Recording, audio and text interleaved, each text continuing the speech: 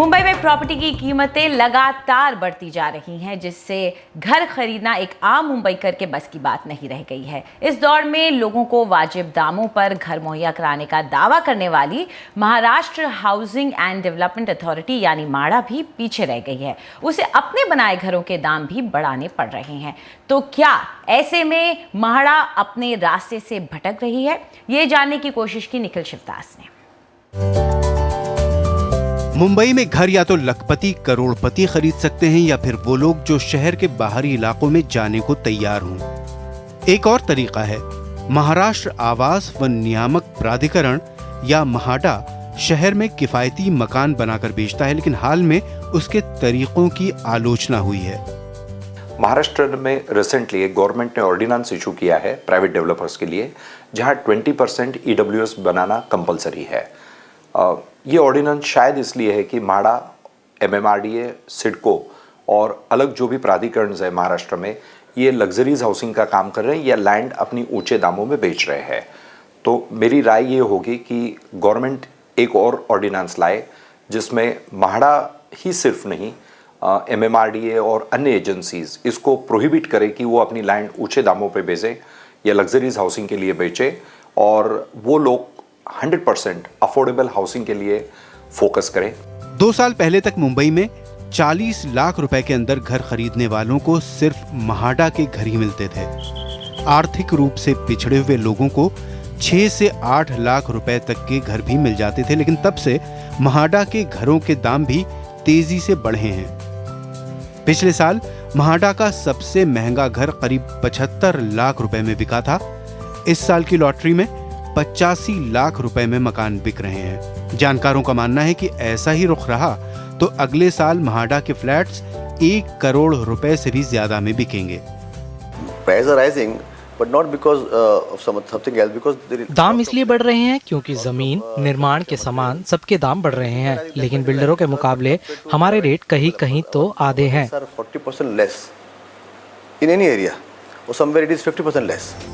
हालांकि निजी बिल्डरों के मुकाबले महाडा के फ्लैट्स अब भी बहुत सस्ते हैं, लेकिन हर बार दाम बढ़ने से उन लोगों का दायरा घटता जाता है जो इन दामों पर मकान खरीद सकते हैं। आंकड़े भी यही बयान करते हैं।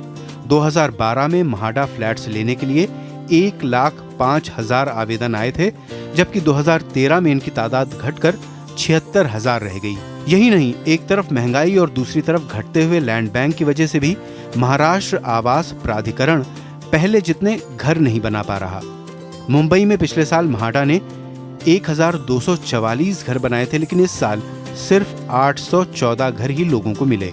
सस्ते मकान बनाने के लिए महाडा MIG घरों से 15% और HIG घरों से 25% मुनाफा वसूल रहा है। मौजूदा मंदी ने हालात और बिगाड़ दिए हैं। इस बढ़त की वजह प्रीमियम लागत में होने वाला इजाफा है। सरकार भी दाम बढ़ा रही है। बड़ा सवाल यह है कि क्या आवास प्राधिकरण दाम कम करेगा? महाडा चेयरमैन समेत कई नेताओं ने दावा किया है कि दाम ज्यादा बढ़ने नहीं दिए जाएंगे, लेकिन जानकारों का दावा है कि ऐसा करना महाडा के बस के बाहर है।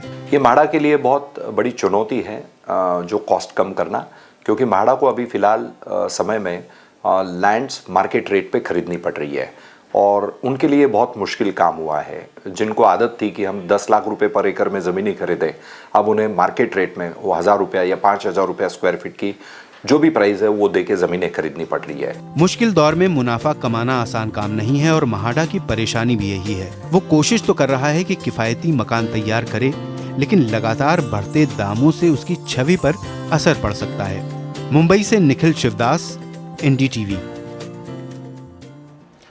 तो इस विषय पे और चर्चा करते हैं। हमारे साथ इस समय जुड़ रहे हैं यूसुफ अब्राहानी, जो कि महाडा के चेयरमैन हैं। यूसुफ साहब, आपका बहुत बहुत स्वागत है प्रॉपर्टी इंडिया में। लेकिन यदि आप अफोर्डेबिलिटी की बात करें तो महाडा का मकसद लोगों को किफ़ायती घर देना है, लेकिन जानकार और जनता को ये शिकायत है आपसे कि महाडा के फ्लैट्स के दाम इतने बढ़ गए हैं कि उनकी पहुंच से बाहर होते जा रहे हैं। आपको लगता है कि इस शिकायत में कुछ दम है? सरासर गलत बात है। देखिए, प्राइस बढ़ता नहीं है। अब देखिए, जहां तक सेकंड जो आप सवाल था आपका कि हमने कंडीशन रखी है कि प्राइस चेंज होगा, एरिया चेंज होगा, तो ये बिल्कुल गलत है। एरिया वही रहेगा। प्राइस में अगर फर्क आया तो हार्डली एक आध केस में, एक आध बिल्डिंग में फर्क आएगा, वो भी 1% या 0.5% में। वो भी क्योंकि हमारा जो लास्ट बिल आता है कंस्ट्रक्शन का, उसको देखकर लोग फाइनल उसकी पेमेंट डिसाइड करते हैं। तो अगर समझो 30 लाख रुपया तो उसकी जगह 30,50,500 रुपया हो गया, 30 लाख 1,000 रुपया, इतना फर्क आएगा, उससे ज़्यादा फर्क नहीं आएगा। तो बिल्कुल मत अलग है, प्राइवेट डेवलपर हमें बहुत फर्क है, तो ये बिल्कुल कंपेरिजन गलत है। एक इल्ज़ाम ये भी लगता रहता है कि म्हाडा जो है वो ज़्यादा MIG और HIG के मकान बना रहा है ताकि मुनाफा कमा सके। हार्डली 10% फ्लैट्स होते हैं HIG के और 15% होते हैं MIG के, बाकी लगभग LIG और EVS होता है हमारे पास वीकर सेक्शन के लिए। जी, माना कि म्हाडा जो फ्लैट्स बेच रहा है वो मुंबई के प्राइवेट डेवलपर्स के मुकाबले थोड़े सस्ते हैं, लेकिन ये बात भी उतनी ही सच है कि पिछले कुछ सालों में अब दाम बढ़ गए हैं। मकान बनाने का सामान और बाकी चीज़ों की लागत भी बढ़ती जा रही है, इसलिए ये समझा जा सकता है। तो ऐसे में क्या आपको लगता है कि म्हाडा लोगों को किफ़ायती घर देने में अपने इरादे में कामयाब अब हो पाएगा? नहीं, मैंने पहले ही कहा आपसे कि हमने नया रेगुलेशन लाया है जिसमें हम लोग चाहते हैं कि जो हमारा जो मकसद है वो पूरा हो। तो हमने म्हाडा कॉलोनीज को, म्हाडा के जो ट्रांसिट कैंप उसको डेवलप करने का इरादा किया है, क्योंकि बॉम्बे में लैंड हमारे पास नहीं है अभी। तो अगर ये डेवलप होगा तो बहुत सारी हमारे पास इसके प्रपोजल आते हैं। तो हमने पहले उनसे प्रीमियम मांगा था, पैसा मांगा था, अब हमसे ब्लॉक मांगते हैं। तो इस तरह म्हाडा को बहुत सारे फ्लैट मिलने वाले हैं, अलग अलग LIG, MIG, HIG और EVS के। तो जो काम चलता है वो चलता रहेगा। और आगे हमारा प्रपोजल ये भी कि जितने स्लम्स है म्हाडा के प्लॉट पर, वो हम लोग हमारे हाथ में ले लेंगे, उसको हम खुद डेवलप करेंगे, तो हमारे यूनिट्स और बढ़ जाएंगे। यूसुफ साहब, म्हाडा की लॉटरी में हर साल हजारों लोग अप्लाई करते हैं, लेकिन एक आरोप ये भी है कि इसमें ज़्यादा पारदर्शिता अब नहीं है, बहुत ज़्यादा नॉन ट्रांसपेरेंट है ये पूरा प्रोसेस। इसमें ज़्यादा पारदर्शिता लाने के लिए आप क्या कर रहे हैं? देखिए कितनी गलत बात है ये। इस बार तो हमने ये किया है कि ह्यूमन इन्वॉल्वमेंट रखा ही नहीं उसके अंदर, कंप्लीटली कंप्यूटराइज पूरा होगा, ऑनलाइन होगा। और हमने IIT से वो मंगाया, सॉफ्टवेयर मंगाया है, तैयार किया, उसमें आदमी का कहीं इन्वॉल्वमेंट रहेगा ही नहीं। आपका एप्लीकेशन ऑनलाइन आएगा, आपके डॉक्यूमेंट्स ऑनलाइन आएंगे, उसका पूरा वेरिफिकेशन होगा। और बाद में एक हमने ओवरसाइट कमेटी बनाई, ओवरसाइट कमेटी, जो मतलब चेक करेगी। उसमें retired IAS officer, retired IPS officers हैं, हमारे बहुत ही दूसरे बड़े बड़े वकील हैं। ऐसी कमेटी बनाई जो देखेंगे कि क्या काम सही हो रहा है कि नहीं हो रहा है। तो इससे ट्रांसपेरेंट कुछ नहीं हो सकता, उसमें बिल्कुल गुंजाइश नहीं है कि जरा भी चीटिंग हो या कोई फ्रॉड हो या कोई मतलब बात छुपाई जाए। सब कुछ ऑनलाइन होगा।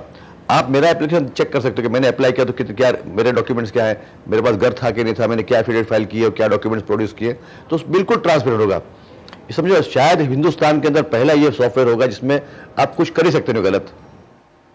जी, ये तो रही बात पारदर्शिता की, लेकिन यदि हम अवेलेबिलिटी की बात करें तो मुंबई में ज़मीन की बेहद कमी के बावजूद म्हाडा के पास अभी भी काफ़ी बड़ा लैंड बैंक पड़ा हुआ है, लेकिन कई जगह अवैध कब्जा भी है। आपने इसके बारे में पहले भी कुछ कहा था कि आप अवैध कब्जे को हटाएंगे, लेकिन ये अपने आप में काफ़ी बड़ी समस्या है। इससे निपटने का आपने किस प्रकार का एक कार्यक्रम बनाया है?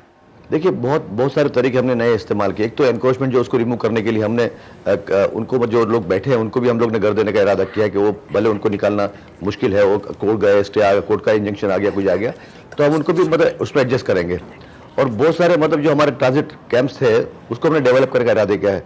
बहुत सारे हमारे लेआउट से, म्हाडा लेआउट से, उसको हम लोग ने ज्वाइंट वेंचर के तौर पर साथ में मिलकर लोगों से काम करने का फैसला किया है। तो इस तरह हमारा जो सिलसिला काम का चलता रहेगा, बढ़ता रहेगा, कम नहीं होगा। और जो हमारे SRA के जो है, SRA जो हमारे जो स्लम्स हमारे प्लॉट्स पर है, म्हाडा प्लॉट्स पर, वो भी हम करने वाले हैं। हमारा मेन मकसद क्या है कि जो SRA काम करता है प्राइवेट लैंड के ऊपर, गवर्नमेंट लैंड पर, लेकिन जहां तक म्हाडा के लैंड पर जो है ना स्लम है ना, वो काम हम करेंगे, ऐसा हमारा प्रपोजल है। अगर वो हमारी बात मानी गई, गवर्नमेंट मान ली, तो ये सब मतलब जो एक तो बम्बई बगर स्लम का हो जाएगा, स्लम साफ हो जाएंगे। दूसरा बहुत सारे घर मिलेंगे जो हम गरीबों को और मिडिल क्लास लोगों को दे सकते हैं। जी बिल्कुल यूसुफ साहब, हम तो यही चाहते हैं कि जल्द से जल्द और नए प्रोजेक्ट्स आ जाएं, लैंड अवेलेबिलिटी खुल जाए, ताकि जो लोग म्हाडा को अपनी लाइफलाइन मानते हैं मुंबई में घर लेने के लिए, शायद उनके सपने पूरे हो सके।